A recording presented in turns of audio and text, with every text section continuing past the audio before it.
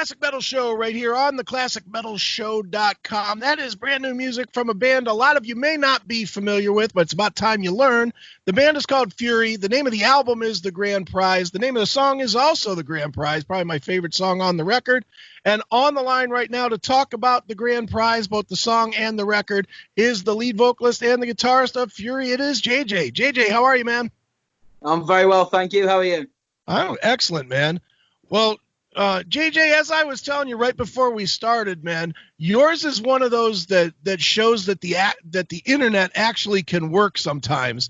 You know, unlike a lot of bands where we get hit by a publicist and they're like, hey, here's the interview days and times and whatever. Yours was one that I use Google Play for my streaming, and it just happened to come up in my new music, in the new music category. And I always listen to whatever they think I might like. And they're almost always wrong, to be honest. They always throw in a lot of hip hop and bullshit in there with it. But I heard yours. I was like, holy shit, this is like really solid. You know, let me listen to a little more and a little more. And next thing I knew, I had listened to the album like 10, 11 times and was absolutely hooked. But, you know, it's one of those things where the internet actually did what it's supposed to do, at least for one person. Yeah, absolutely. I mean, the great thing with the internet, obviously Spotify and YouTube, all this sort of stuff, is obviously you can get your music out to people all over the world. I guess the downside is so can everyone else. So it's trying to like stand out within that crowd still.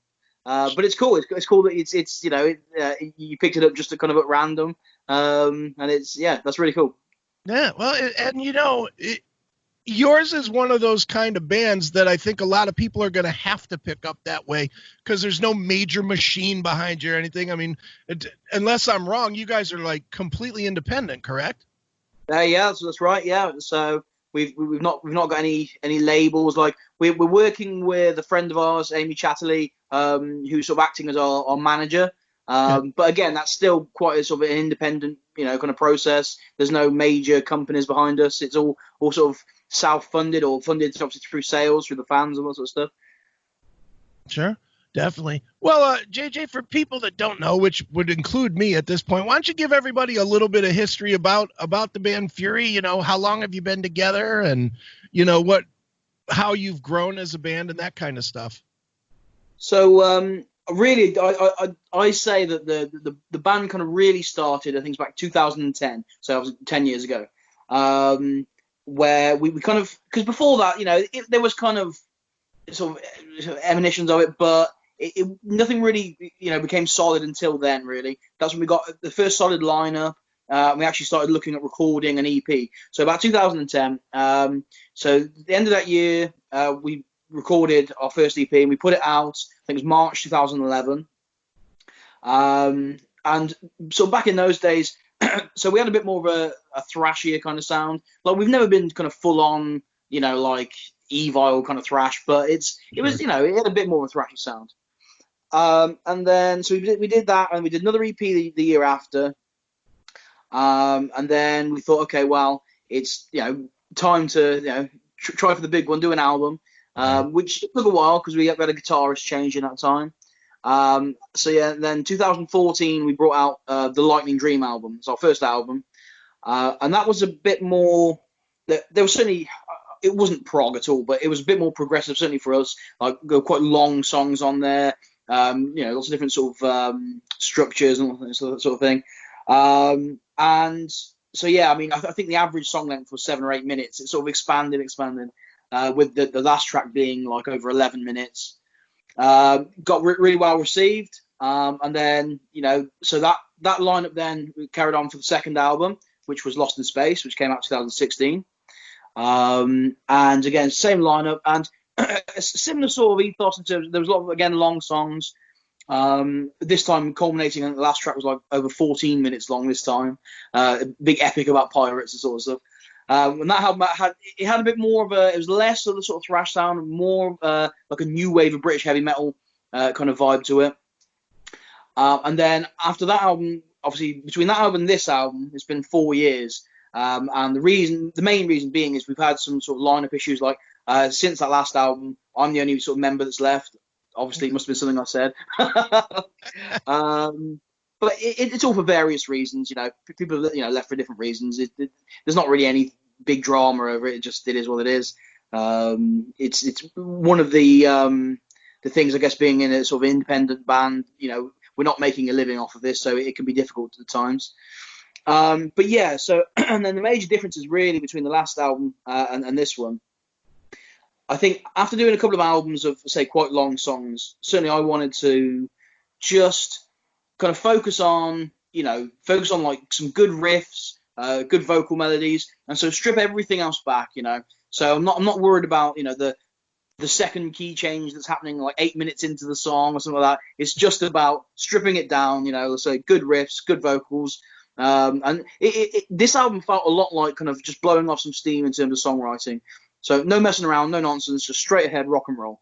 Sure. And that's exactly how I've been describing it to people, as I've been trying to get some people to give it a listen, is just kind of, it's more or less like a cars and rock and roll type of a record. It's very straightforward. It's very, very at the racetrack kind of a thing, which I mean, obviously with the album cover and stuff, it plays to that, but it really is different, I guess, kind of for when you listen back to the other records. And it's funny because even your bio and stuff talks a lot about like Iron Maiden, which obviously there's a guitar influence on from Iron Maiden, but on this record you would never mistake Iron Maiden for this, but the other two records with the longer songs, you're absolutely right.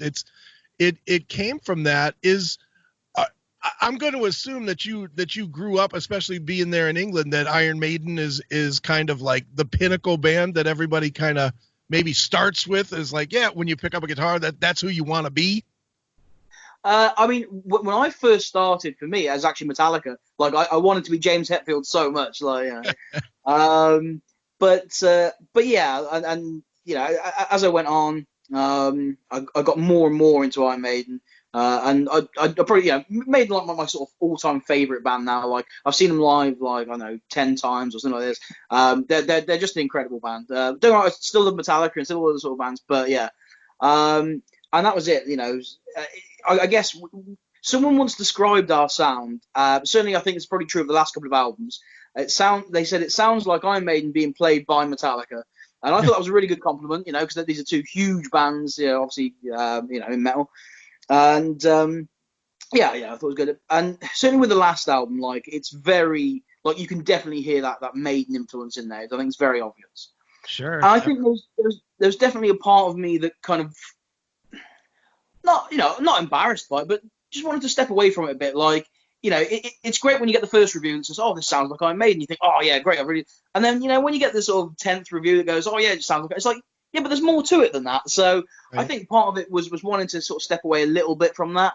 I don't think we've gone too far away. I think it's still compatible with the sounds. But yeah, it's like I say, more of a raw, stripped down, more of a dirty, rock and roll kind of sound. Sure. Now you mentioned that you kind of redid the lineup here for the new release. When you do that, a lot of times the surviving member becomes the dictator, more or less, of the band. And I know that's not the right word, but it's an appropriate word. Did you work, more with yourself than with the other guys to make sure that didn't happen? Or do you come in now kind of as the Dave Mustaine of the group that's like, okay, these are the songs and this is how we're going to play them?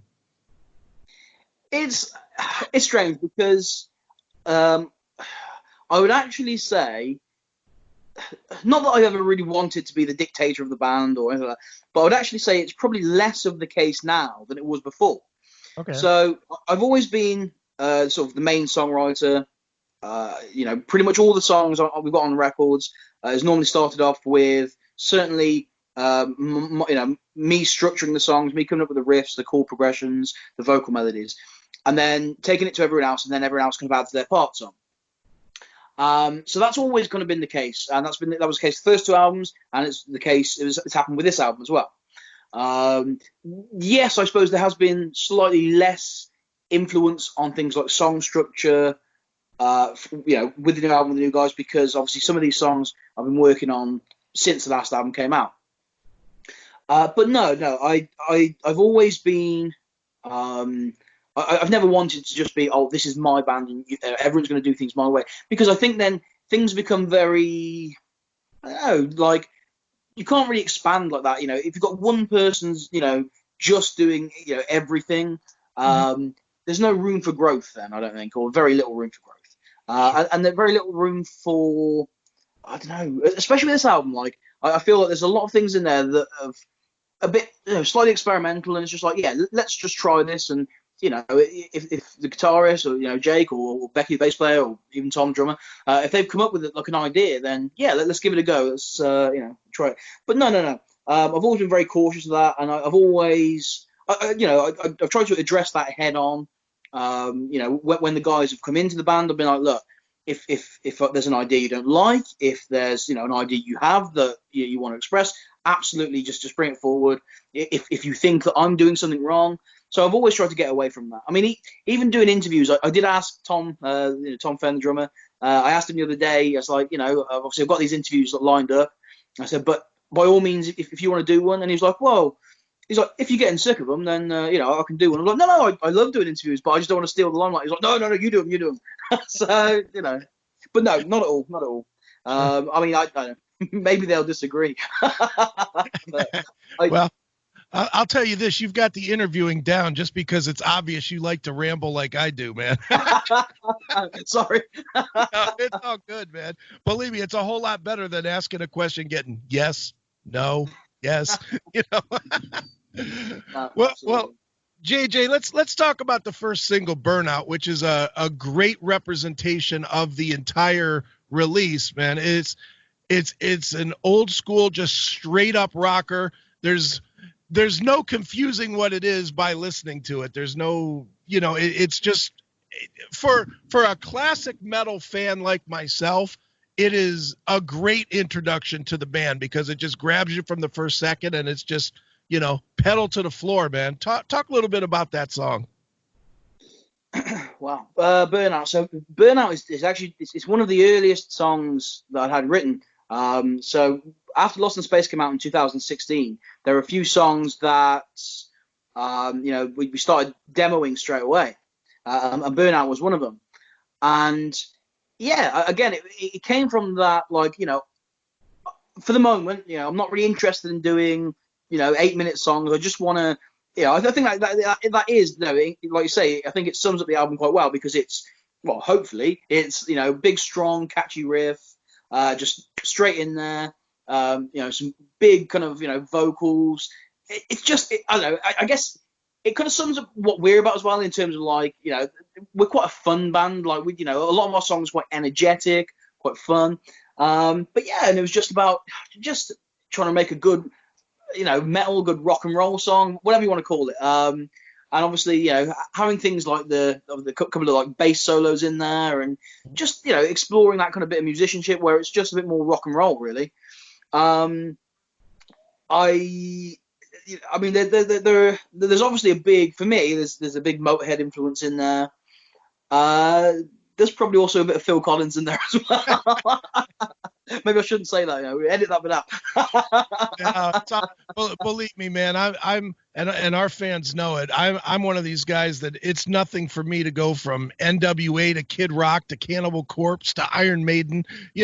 I have all that stuff in me. So, dude, it's good to, you know what? Honestly, in today's day, it's good to have a lot of different influences into your music creatively because so much music just sounds cookie cutter. It's all just, Well, I think the thing is, if you think about a lot of the older bands that, I'm sure we both listen to, like Ozzy and Sabbath, Metallica, also, they had him because obviously when they were starting out, metal was only just, well, either hadn't begun yet or was, they started it or, so they had a lot of other influences. So whether it's the Rolling Stones, the Beatles or, whoever it was. Yeah. So that's why you had all these different bands and that their sound was so diverse is because they had loads of different influences themselves. And I think as things have gone on, where people get into metal and they are By the By only influenced by other metal bands, it kind of almost, I guess it purifies it to a certain extent, but like you say, it makes it a bit more, well, what else is in there? You know, what are your other influences? You know, and sometimes I don't think there's not much other things, you know, going into that mix. Sure. No, you're right. You know, one of the things I wanted to ask you too is, you know, stylistically, you obviously play the classic metal style, and you know, obviously, a lot of the bands that we're talking about, influence-wise, Motorhead, Iron Maiden, Metallica, you know, these are the classics of the classics. And the one hardship I think of doing that is that a lot of people that are fans, I'll say the majority, and I could be a little wrong on that, but the majority of fans that are into that style of music, a lot of times are always very shallow as far as what they'll listen to. They're not really accepting all the time of bringing in new bands, whether it's your band or, I don't know, a band like Night Demon as just an example that comes out. These are bands that have the classic sound, but are doing something new and fresh and, you know, kind of keeping that style alive. And a lot of times you find the big wall goes up between Metallica and the new Metallica, whoever that would be. Do you guys find that? And is that frustrating for you because you feel like you're keeping the movement alive, not trying to piggyback off it? Ooh, I'm not sure. Consciously, I'm not sure if we've encountered that problem. We may have done, but no one's ever come forward and said, "Oh, well, I like Metallica, but you know, you guys aren't them, so I'm not gonna." I don't know. I mean, maybe that is a mindset that some people have, and there definitely is within the metal community, you know, rock and metal. There's definitely some elitism, and it's a shame because we always talk about, oh, you know, we're really accepting and we're really, you know, it's a brotherhood and all that stuff, and it's like, I don't think it's always as accepting as we like to make out, and it's a shame. I'm not sure. I honestly don't know. I can't answer. It could well be a case. Generally, you know, by the by, we've always had really good feedback on certainly on the stuff we've put out. I think we seem to appeal quite well to so people, I guess, people on the fringes as well. So people that, you know, maybe they've heard like a few rock tracks and they're kind of into it. And I guess because obviously my vocals are always, you know, pretty clean. I mean, there's a bit of the heat on them at time to time, but I was never really into more extreme stuff. You know, I was always into my big sort of hooks in my choruses and things like that. So I think, you know, we've certainly done a few sort of festivals and things that aren't strictly metal festivals. And by the by, what we get is people that go, "Oh, I'm not into metal, but I really like you guys." You know? So, right. Yeah, that's definitely something we get. So it's, you know, but yeah, in terms of the original question, I'm not sure. I'm sorry. No.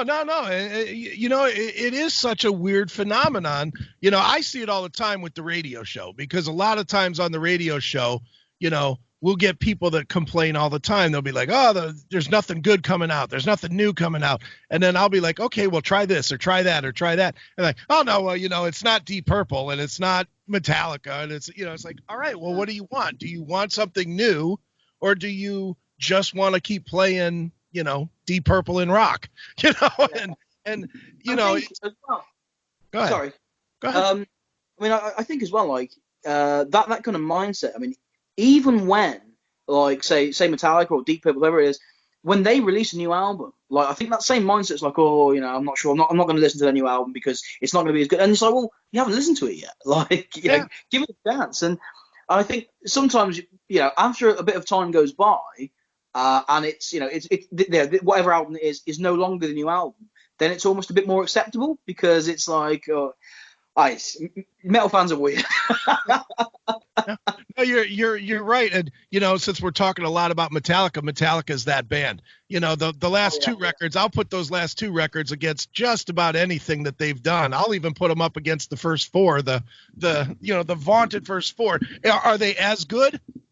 Maybe not, but as far as, can you listen to one, then the next without feeling like a drastic shift? Yeah. You kind of can. But yet, when both of those records came out, when Death Magnetic came out and then when Hardwired came out, the hardcores immediately were like, nope, it's shit. Nope, don't want to hear it. You know, it's not Injustice for All. Can't listen. It's a funny thing. Like it seems to be, especially with Metallica, they just encompass so much rage from people, like unnecessarily. And it's like, okay, maybe people are sort of angry because they sort of changed their style sort of in the 90s and then have kind of come back to it. And then, okay, maybe it's because of anger, or they've made some missteps, of course. But I mean, who hasn't? Who hasn't made mistakes? And that's in terms of music, in terms of life, in terms, But surely it's music at the end of the day, and if they're putting out good music, then I don't know. I don't get the ire that as soon as Metallica do something, it's oh my god, I can't believe they've done this. I can't believe. I mean, when they did that thing at the Grammys, they played with Lady Gaga. I thought that was fantastic. Like, I think it was amazing. And it was a good one, because the thing with the Grammys as well, the Grammys is supposed to be a celebration of music as a whole. And it's like, well, what better than to have a huge metal band with obviously a huge like sort of pop star she is now. And the thing is, I mean, if you know anything about Lady Gaga, like, she's into metal anyway. I mean, right. That song she did, Judas something, was about Judas Priest. So yeah, no, you're right. You're right. It really is ironic, and I'll tell you what. I don't care what anybody says, any complainer on any level. If you could make a quote unquote mistake that netted you $1 billion, I think you'd do it. I think we all do it. Nice. That's it. Well, I'll tell you what, JJ, the one thing that's going on right now, and obviously everybody knows it, is this whole pandemic, and we're all locked in at home, and and it's frustrating. I'll say it's frustrating. I have really personally chosen to go silver lining with this and look at it as this is an amazing opportunity for musicians to get discovered. A band like yours, as an example, because there's so many, there's 6 billion people sitting at home, online, looking at YouTube, looking for something, and they're bored. They've watched everything that they could possibly stand on Netflix, and they're tired of that, and they're looking for something to listen to or something to watch. And then along comes a band like yours, and it's like, okay, here's something new. It's fresh. It's something I don't know. It reminds me of stuff I like. Have you found that you're finding new fans, just because people are at home and they're discovering you? Here's one, but are you finding that you're getting some love on Facebook or on socials or whatnot from new people that were not familiar with you, 2 years ago or a year ago? Yeah, absolutely. It's a bit of an odd one, really, because you're trying to sort of work out, well, would we have had the same level? Because obviously we released the album on April the 2nd, and it's like, and we've had a really good response. And you think, well, would we have got the same response had this not happened? Had everything would just been normal? I don't know. But what we have found is, so on April the 2nd, we were due to play an album launch show in Birmingham, in the UK, and obviously that couldn't happen. So what we did instead was like a whole day of online things. So we did a couple of like playthroughs of the songs, sort of, so Becky did a bass playthrough and I did like a couple of acoustic songs. And we did like a whole, I think it was like a 2-hour like Q&A about the album, where we talked about the album, between ourselves, and we got Pete Newdeck, who basically produced the album and mixed it. He came into the chat and we chat with him about the technical aspects of it, and it got a really good response. Like, to be honest, first of all, I was like, are people going to get bored? But actually, no, they stayed tuned in for the whole couple of hours. It wasn't intended to be that long, actually. It was intended to be like, 45 minutes, we'll have a bit of a chat about the album, that'll be it. But, it just sort of went on, and people were asking questions, on the live stream as we were doing it.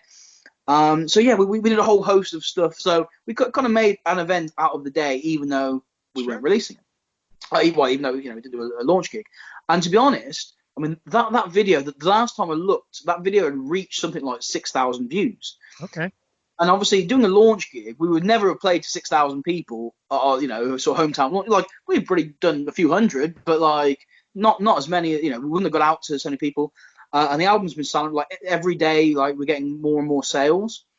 So yeah, I think in certain ways, it's difficult to say because you don't want to say that a global pandemic has helped you as a band because that's it feels a bit weird. But like, I think it's a bad situation, and I think you kind of have to make the most of what you can. And certainly for us, it was like, okay, well, we can't do this launch gig, but people are at home, people do, people need entertainment, so let's do what we can do to carry on entertaining them and push the album. And in terms of on Spotify, we've had like a real like peak of listeners on YouTube. So there's a YouTube channel called it's not New Ever British, it's New NWOTHN. I think it stands for thrash, but they've actually diversified from thrash now. Okay. But they've uploaded like the whole album. They asked our permission. They said, "Can we upload the album?" And we said yes. They had done Lost in Space in the past, and it got quite a few views. But yeah, I mean, they've uploaded it for like a week, and already it's up to it's close to like 10,000 views already. And and obviously some people are there's differing opinions in the comments, and you read through some and you think, oh, okay. But by the by, most of them have been really positive. We have one guy on our Facebook actually, and he said this new album's a real disappointment. I said, oh, okay. He said Lost in Space, I listened to that and I thought that was the best album that's ever been made.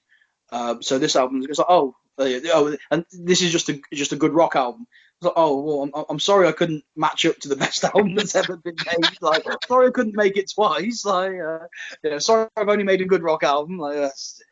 But yeah, I think there are a lot more people, like you say, at home looking for stuff. So yeah, I think in a way, yeah, it's definitely boosted our listenership. Excellent. Absolutely. Excellent. Well, the new record is called The Grand Prize. The band is called Fury, Fury, Fury. And JJ, where should people go online to keep up with the band or to buy the record or, all that good stuff? Absolutely. So the best place to buy the record or any of our merch, T-shirts, etc., hoodies, is furyofficial.co.uk. Okay. And if you just want to keep up general day-to-day stuff for the band, best place to go is Facebook /Fury Official. Facebook.com /Fury Official. There you go. Excellent, man. Well, I'll tell you what, JJ, as a tradition on the show, we always let the artist pick a closing track from the new album. Maybe tell us a quick story about it. So what would you like us to share with people to end this one? Oh, okay. I was prepared. Great track. So I'm going to pick Casino Soleil. All right. It's ridiculous. It's about a casino in space. So we've got this whole kind of space thing going on, sort of storyline that we kind of had going through, obviously, the Lost in Space album and then one or two tracks before that. And what I wanted to do with this album is kind of carry on that theme, but maybe not carry on with the narrative. So there's a couple of songs on this album, like this and Galactic Rock, that they're kind of set in the same universe, but they're sort of supposed to like expand that universe a bit more. And so this is just about a casino in our space universe. With all the ridiculousness of that, with a bit of scat vocals in there as well for good measure. Nice. Yeah. Well, let's check it out right now. It is Casino Soleil. It is Fury right here on your Classic Metal Show.